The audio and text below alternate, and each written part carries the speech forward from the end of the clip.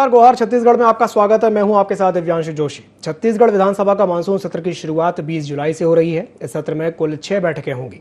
Monsoon में आहूत होने जा रहे इस सत्र में वित्तीय कार्य के साथ अन्य शासकीय कार्य भी होंगे। 5वीं विधानसभा के 14 सत्र में हंगामे के बड़े आसार दिखाई दे रहे हैं। हालांकि विपक्ष ने सत्र की समय अवधि को बेहद कम करार तो पहले ही दे दिया है। बावजूद इसके विपक्ष का दावा है कि वो कम समय में ही सरकार को पूरी तरह से घेरने के लिए पर्याप्त मुद्दों पर तैयारी कर चुका है। तो छत्तीसगढ़ विधानसभा का मानसून सत्र पर संग्राम देखने को मिलने वाला है। 20 जुलाई से मानसून सत्र की शुरुआत होने जा रही है। इस बार का जो सत्र है वो काफी हंगामेदार रहने के आसार हैं। सत्र से पहले ही वार पलटवार देखने को मिल रहा है।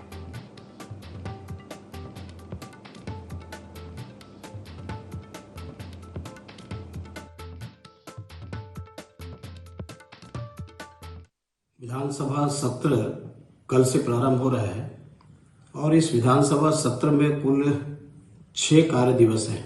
20 तारीख से लेकर के 27 तारीख तक जो 6 सिटिंग की है, प्रत्येक दिन छत्तीसगढ़ के जनहित के जो मुद्दे हैं, लोगों को जो भावनाएं हैं, लोगों की जो अपेक्षाएं हैं और प्रदेश की जो समस्याएं हैं, उसके अनुरूप वहां पर हम प्रश्न के माध्यम से, ध्यानाकर्षण के माध्यम से और स्थगन के माध्यम से, अविश्वास प्रस्ताव के माध्यम से ये सारे मुद्दा उठाने का प्रयास करेंगे। आज मुख्य रूप से किसानों की जो समस्या है, खाद की समस्या, उसके साथ में बीज की समस्या, प्रदेश में कानून व्यवस्था की बदहाल स्थिति, तो इस प्रकार के जो सारे मुद्दे हैं, जिस प्रकार से कार्य हो रहे हैं, प्रदेश की जनता कराने लगी है। हम पूरा प्रयास करेंगे सारे मुद्दे आए और कल से हमारी तैयारी है कि हम एक मिनट के समय का उपयोग करेंगे। दूसरा विधानसभा सत्र सामने है, तो जो भी मुद्दे हो सकते हैं भारतीय जनता पार्टी के, हालांकि उनके पास मुद्दे कुछ नहीं है, लेकिन जो सूचनाएं, चूंकि 5 दिन पहले विधानसभा सत्र के संसदीय कार्य विभाग और विधानसभा को भेजा जाता है, तो जिस तरीके से उनकी सूचनाएं आई, उनका जवाब सरकार पूरी तरह देने के लिए तत्पर है।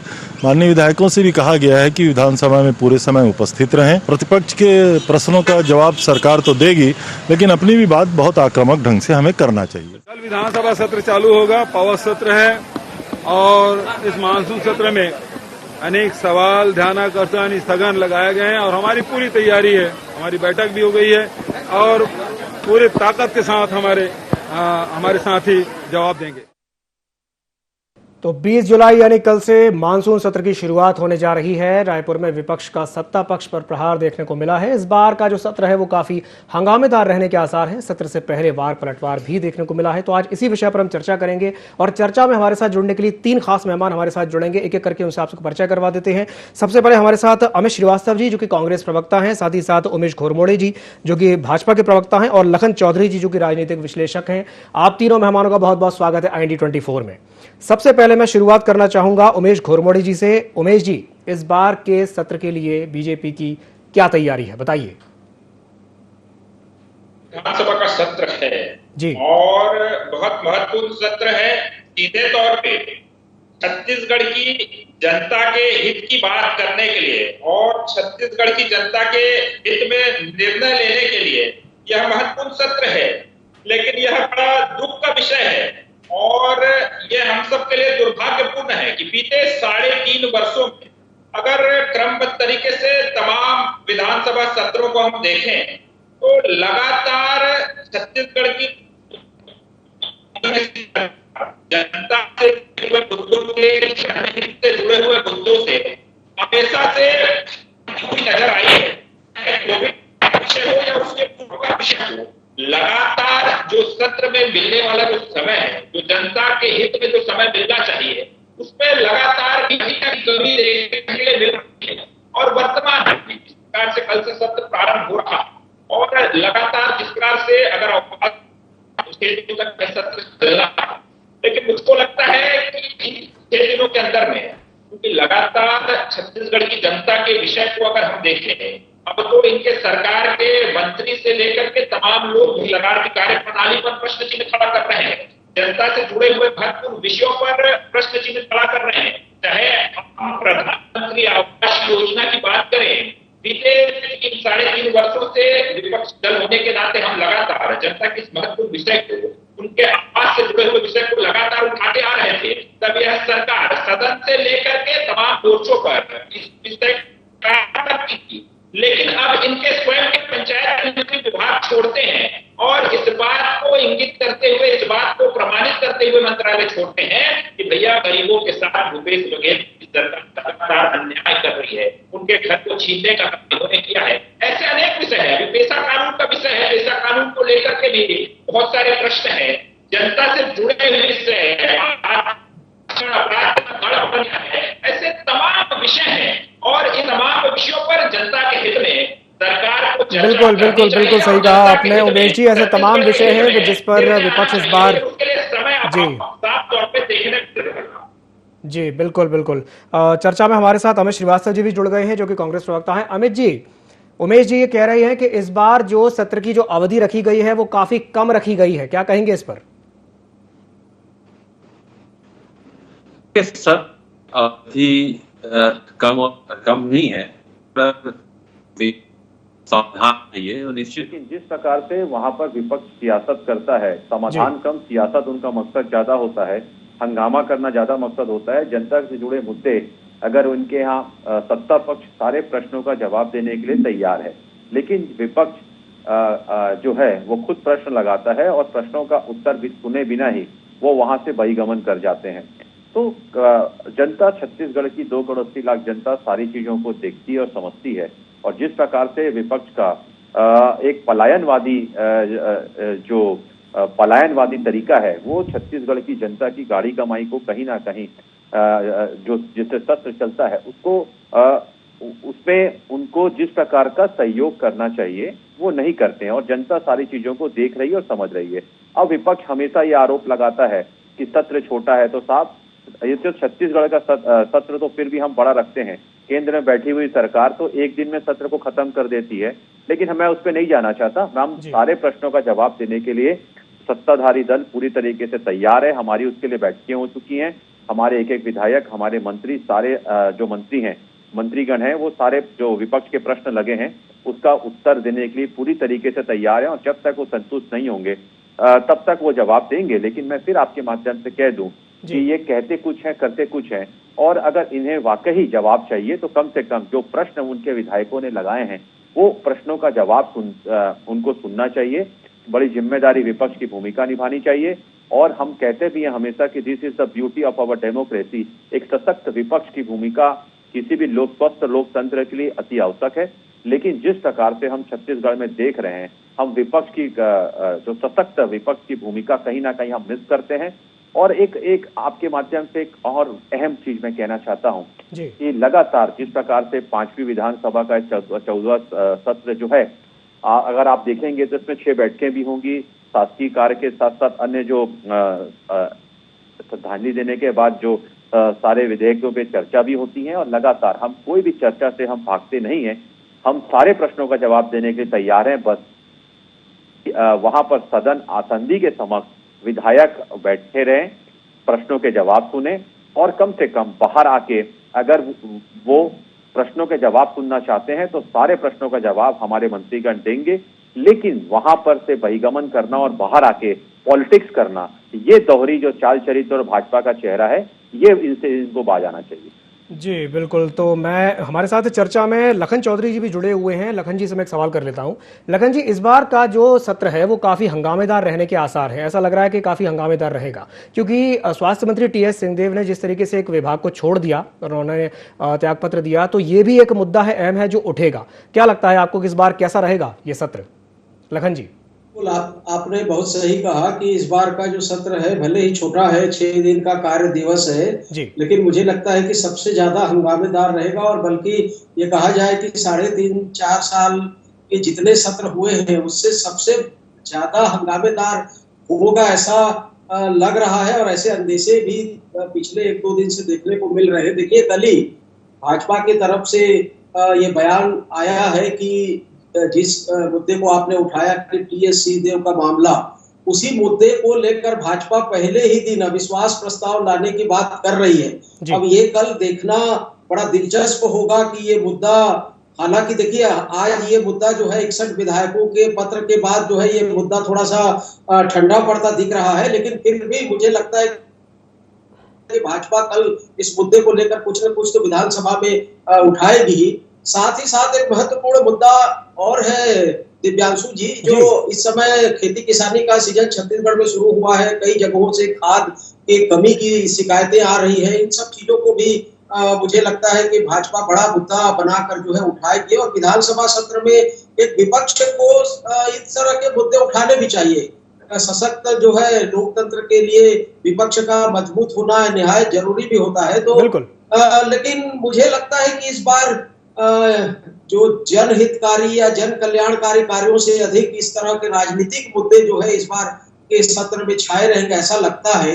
एक और महत्वपूर्ण बात जो मैं आपके माध्यम से कहना चाहूंगा कि 25 तारीख से प्रदेश के समस्त जो है संवर्ग के, जिसमें क्लास 1, 2, 3, 4 सारे कर्मचारी वर्ग जो है वो डीए की मांग को लेकर एक बहुत बड़ा जो है कलम बंद हड़ताल आंदोलन और स्थगन इस तरह की चीजें वो करने के लिए ज्ञापन सरकार को पहले से दे चुके हैं और 25 से 30 के बीच में सारे स्कूल कॉलेज सब बंद करने की धमकी भी दिए हैं। तो ये भी देखना बड़ा दिलचस्प होगा कि इस तरह के मुद्दों को लेकर भी विपक्ष क्या रणनीति अपनाता है या सत्ता पक्ष किस तरह की रणनीति अपनाता है। और कर्मचारियों के हित में ये मुद्दा इसलिए भी महत्वपूर्ण हो जाता है क्योंकि अभी कुछ ही दिन पहले सरकार ने अपने विधायकों के वेतन भत्ते में बढ़ोतरी की है और इसको लेकर कर्मचारियों में खासी नाराजगी देखने को मिलती है। पिछले 3-4 दिन से मैं कई कर्मचारी संगठनों और कर्मचारियों से मिला, सारे लोगों की जी बिल्कुल। तो ये विधायकों के आप वेतन भत्ते बढ़ा रहे हैं लेकिन जो है कर्मचारियों के साथ इस तरह का न्याय हो रहा है, तो ये एक बहुत बड़ा मुद्दा जो है देखने को मिलेगा। बिल्कुल लखन जी आपने सही कहा। ये कई ऐसे मुद्दे हैं जैसे कर्मचारियों की नाराजगी हो गया, महंगाई हो गया और टीएस सिंहदेव का भी एक मुद्दा है। तो मैं ये सवाल पूछना चाहूंगा उमेश घोरमोड़ी जी से। उमेश जी, आपने अभी लखन जी की बात सुनी, उन्होंने एक तो ये बात बिल्कुल सही कही कि कर्मचारियों में कहीं ना कहीं आक्रोश है, ये भी एक बड़ा मुद्दा है और टीएस सिंहदेव का तो मुद्दा है ही है। मैं आपसे ये जानना चाहता हूँ कि इस बार आपकी क्या कुछ रणनीति रहेगी, इन मुद्दों को किस तरीके से आप उठाएंगे सत्र में, बताइए उमेश जी। तौर पे भारतीय जनता पार्टी का मकसद हंगामा खड़ा करना नहीं है। भारतीय जनता पार्टी का मकसद है कि छत्तीसगढ़ प्रदेश और छत्तीसगढ़ प्रदेश की जनता के हित में निर्णय सदन से निकल के आए, क्योंकि छत्तीसगढ़ प्रदेश की इसी महान जनता ने 70 का बम्पर बहुमत कांग्रेस पार्टी को दिया है। और आज जनता पूछ रही है कि भैया इतना बम्पर बहुमत देने के बाद आज परिणाम क्या निकल करके आ रहे हैं। उनके मंत्रिमंडल के सदस्य आज एक विभाग छोड़ने पर मजबूर हैं और विभाग छोड़ते हुए सीधे तौर पे छत्तीसगढ़ महतारी की दुहाई दे रहे हैं कि छत्तीसगढ़ प्रदेश जनता के साथ भूपेश बघेल जी के नेतृत्व में लगातार अहित किया जा रहा है। ये वही मंत्री भी है, वही टीएस सिंहदेव साहब है जो इसी सदन के चलते सत्र से बहिर्गमन करके जा चुके हैं और उसके बाद कांग्रेस के नेता हम पर आरोप लगाते हैं कि हम नेतागिरी करते हैं। अरे साहब, नेतागिरी तो आप करते हैं जो खाद बीज के नाम पर लगातार छत्तीसगढ़ के किसानों को प्रताड़ित करने का, उनको खून के आंसू रोने पर मजबूर करने का काम करते हैं और ठीकरा केंद्र की सरकार नरेंद्र मोदी के ऊपर फोड़ने का काम करते हैं।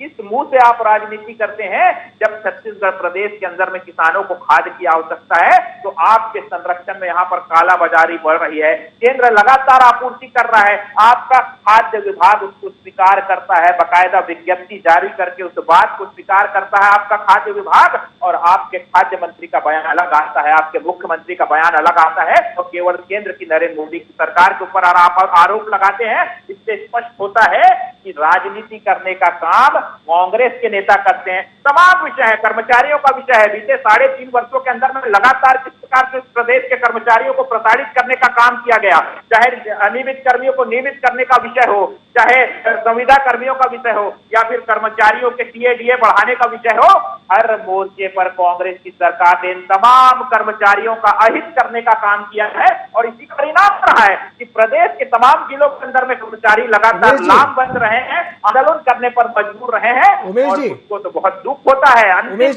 जी, मैंने आपसे सवाल ये पूछा था कि ये जो तमाम मुद्दे हैं जैसे खाद की कमी, जैसे कर्मचारियों का आक्रोश, इन मुद्दों को आप सत्र में कैसे उठाएंगे, उसका जवाब तो दीजिए।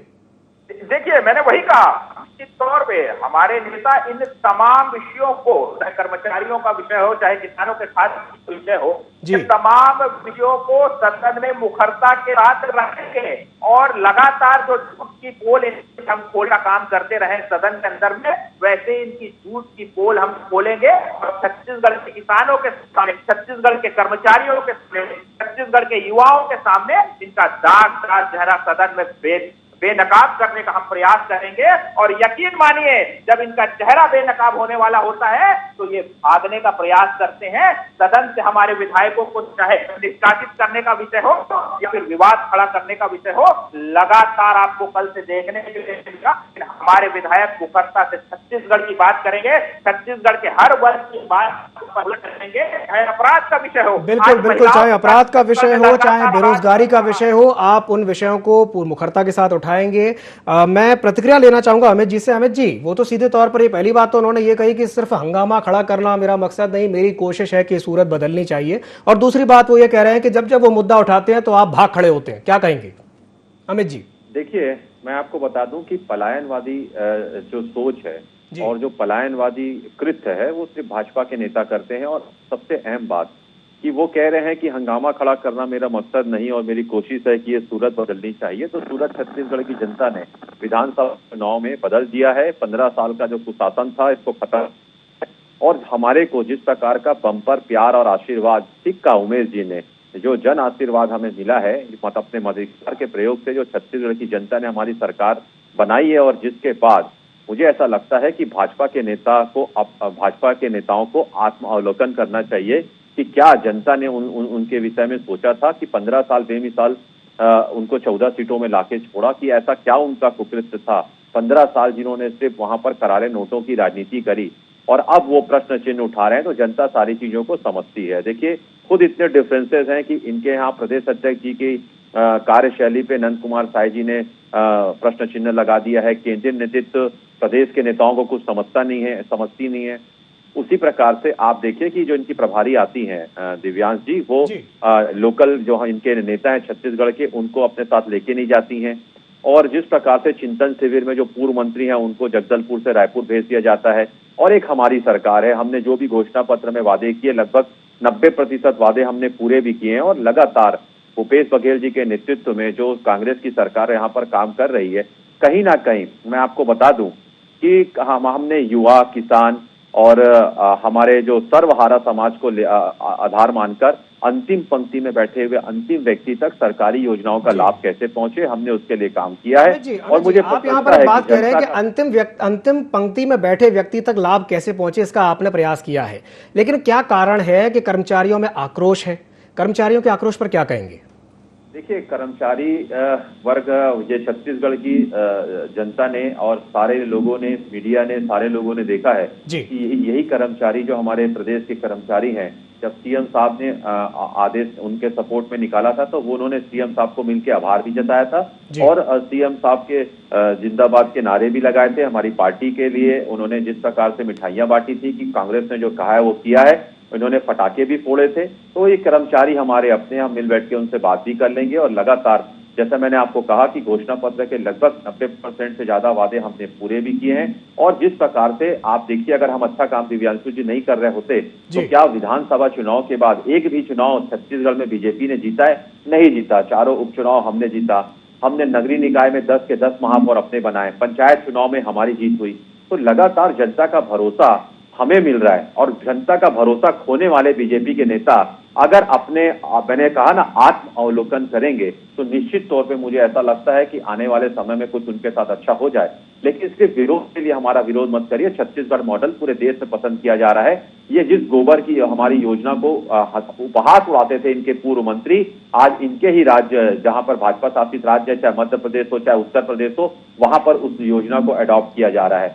उसी प्रकार का जिस प्रकार से हमारी सरकार आने के बाद, चाहे किसान हो, चाहे हमारे युवा हो, चाहे हमारे कर्मचारी हो, चाहे हमारे गौ माता हो, रामपथ गमन हम जिस प्रकार से हम वहां पर निर्माण कर रहे हैं, सारे जिस प्रकार से मैं कह सकता हूं आपके चैनल में कि ये राम का नाम सभी यूज करते हैं, तभी इनको जरूरत होती है हमारे प्रभु श्री आराध्य श्री राम की, जब या तो इनको नोट की जरूरत होती है या वोट की होती है। लेकिन राम पथ गमन हमने बनाया। कौशल्या माता का मंदिर हम बना रहे हैं। लगातार मैं अनगिनत योजनाएं आपको बता दूं। मतलब आप ये कहना चाहते हैं कि ऐसे अनगिनत काम किए हैं जिसके चलते जनता का आप पर जो भरोसा है वो बड़ा है। मैं उमेश जी से प्रतिक्रिया लूंगा, लेकिन उससे पहले एक सवाल मैं करना चाहूंगा लखन चौधरी जी से। लखन जी, अभी एक बात आपने सुनी, अमित जी ने एक बात कही थी, उनका कहना यह था कि बीजेपी को आत्मावलोकन करने की आवश्यकता है। क्या आपको ये लगता है कि बीजेपी को आत्मावलोकन करने की जरूरत है?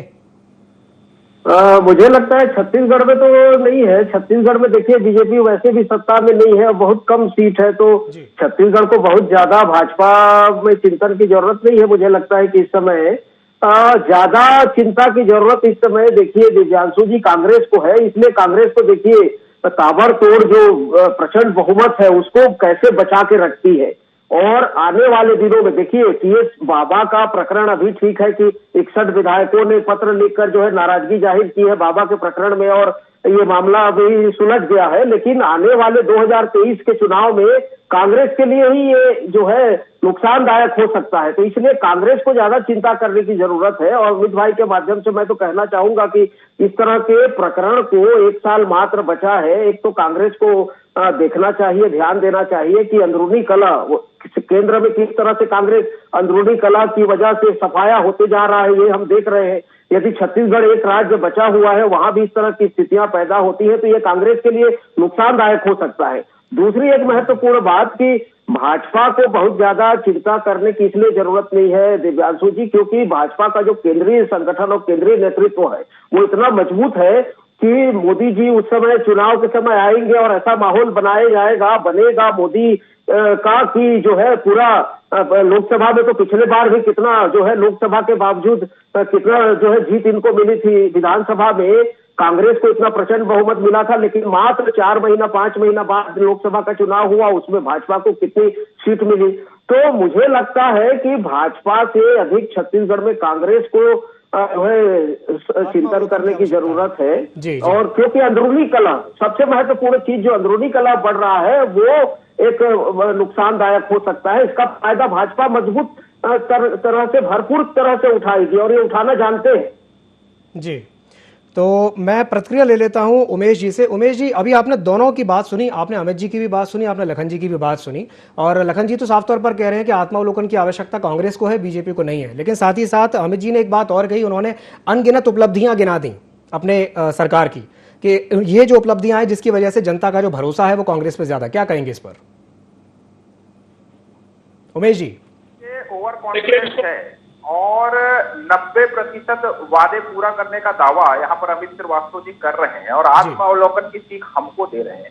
जिस कांग्रेस की सरकार का मंत्री पत्र लिख करके इस बात को प्रमाणित कर दे कि कांग्रेस की छत्तीसगढ़ की सरकार गरीब विरोधी, आदिवासी विरोधी और मजदूर विरोधी सरकार है, उन्होंने गरीबों की आवाज की बात करके जिस प्रकार का वक्तव्य लिखा है उससे स्पष्ट कर दिया कि कांग्रेस की सरकार गरीबों की विरोधी है। उन्होंने पेशा कानून का उसमें उल्लेख करके इस बात को स्पष्ट कर दिया कि कांग्रेस की सरकार आदिवासी विरोधी है। उन्होंने नरेगा में मजदूरों के साथ जो षड्यंत्र वाली जो की हड़ताल को लेकर के उसे स्पष्ट कर दिया कि इस प्रदेश की कांग्रेस की सरकार मजदूरों की विरोधी है। उसके बाद भी अगर कांग्रेस नेता इस बात का ध्यान रखते हैं कि उन्होंने सब कुछ अच्छा कर दिया है तो प्रदेश की जनता देख रही है। प्रदेश में इसीलिए लगातार सरकार के खिलाफ आक्रोश पनप रहा है और लगातार छत्तीसगढ़ का प्रदेश की जनता का हर वर्ग, चाहे महिलाओं का विषय हो, युवाओं का विषय हो, बुजुर्गों का विषय हो, तमाम वर्ग आज कांग्रेस की सरकार से पूछ रहा है कि भैया कब होंगे वादे पूरे और कब होगा इस प्रदेश के अंदर में न्याय। लेकिन ये लगातार छलने और ठगने का प्रयास कर रहे हैं और ये इतने ओवर कॉन्फिडेंस हो चुके हैं इनके सरकार के अंदर बैठे हुए मंत्री जी के द्वारा लिखा हुआ पत्र इनको अपनी खुली आंखों से नहीं दिख रहा है। ये सत्ता को में इनकी आंख ही नहीं चौंधिया गई है, इनका मन मस्तिष्क सत्ता के मन में इतना मदमस्त हो चुका है कि ये सच्चाई देखना नहीं चाहते हैं और 23 के अंदर में सच्चाई से रूबरू कराने का काम छत्तीसगढ़ प्रदेश की महान जनता करेगी और इनके ईगो को, इनके घमंड को देश के अंदर में छत्तीसगढ़ की जनता शांत करेगी। तो लगातार न्याय हो रहा है, न्याय राह में ले जाने का काम 2023 में जनता क्या जनादेश देती है तो देखने वाली बात होगी। मैं प्रतिक्रिया लेना चाहूंगा अमित जी से। अमित जी, यहाँ पर दो बातें निकल करके सामने आ रही हैं। पहली बात तो ये जो कि लखन जी ने कही, उनका कहना यह है कि कहीं ना कहीं जो अंतरकलह की स्थिति निर्मित हुई है कांग्रेस में वो खतरनाक है आने वाले विधानसभा चुनाव को देखते हुए, पहली बात। दूसरी बात ये कि जो जनाक्रोश पनप रहा है जनता के बीच में मुद्दों को लेकर के, चाहे वो कर्मचारियों का मुद्दा हो, चाहे वो खाद का मुद्दा हो, इस पर आप विपक्ष के सवालों का जवाब कैसे देंगे सत्र में, बताइए।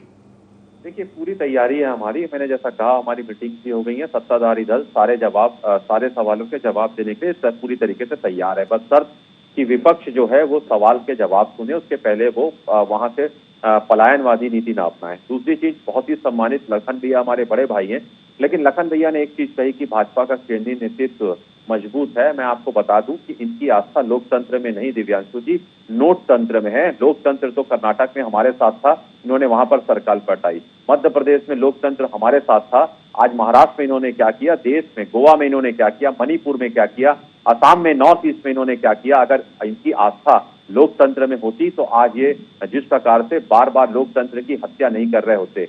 रही बात, अभी बहुत ही सम्मानित भाजपा के प्रवक्ता उमेश भाई ने जिस प्रकार बातें कही, तो मैं आपको बता दूं कि इनका मकसद जो पुराना जिस प्रकार इनका चाल चरित्र और चेहरा रहता है, हंगामादार हंगामा करना वहां पर इनका मकसद होता है। मैं फिर इनके माध्यम से, आपके चैनल के माध्यम से निवेदन करना चाहता हूं कि भाजपा के वो समस्त विधायक जिन्होंने प्रश्न लगाया है, उनके सारे सवालों का जवाब सत्ता पक्ष देने के तैयार है। और अगर आप में है मात्रा तो आप पूरे प्रश्नों का जवाब दीजिए। हम कहीं जाने वाले नहीं है, क्योंकि जितने बार भी सत्ता पक्ष जवाब देने के लिए खड़ा होता है, आसंदी अगर समय भी देता है तो उस समय भाजपा के विधायक आसंदी के समक्ष चले जाते हैं। और स्वतः ही जो इनके द्वारा बनाया गया नियम है कि आसंदी के पास अगर विधायक जाएगा तो वो स्वतः ही निलंबित हो जाएगा, ये वही चीज बार बार करते हैं। लेकिन आपके माध्यम से मैं एक चीज कह दूं, विपक्ष को भी अपनी जिम्मेदारी समझना चाहिए। और छत्तीसगढ़ की जनता सारी चीजों को देख रही है। जनता जनार्दन होती है साहब, अगर हम अच्छा काम करेंगे तो जनता हमें भी रिपीट करेगी। और रही बात, सही कहा आपने जी, बिल्कुल सही कहा आपने। जनता जनार्दन सब कुछ देख रही है, पब्लिक है, सब कुछ जानती है। आप तीनों मेहमानों को हमारे साथ जुड़ने के लिए बहुत बहुत धन्यवाद। तो आज जिस विषय पर हमने चर्चा की है, मानसून का विधानसभा सत्र कल से शुरू होने वाला है और इससे पहले ही, सत्र से पहले ही वार पलटवार शुरू हो गया है। छत्तीसगढ़ विधानसभा का इस बार का जो मानसून सत्र है वो काफी हंगामेदार रहने के आसार हैं, क्योंकि उसके दो तीन कारण हैं। पहला कारण तो यह है कि कर्मचारियों में जो आक्रोश पनप रहा है वो, दूसरा खाद की जो कमी है वो, और तीसरा जो सबसे महत्वपूर्ण कारण है वो है टीएस सिंहदेव का एक विभाग से इस्तीफा दे देना। तो ये देखने वाली बात होगी कि इस बार का जो मानसून सत्र है वो कितना हंगामेदार रहता है। तो गुहार छत्तीसगढ़ में फिलहाल के लिए इतना ही। मुझे दीजिए इजाजत और आप बने रहिए ID24 के साथ। नमस्कार।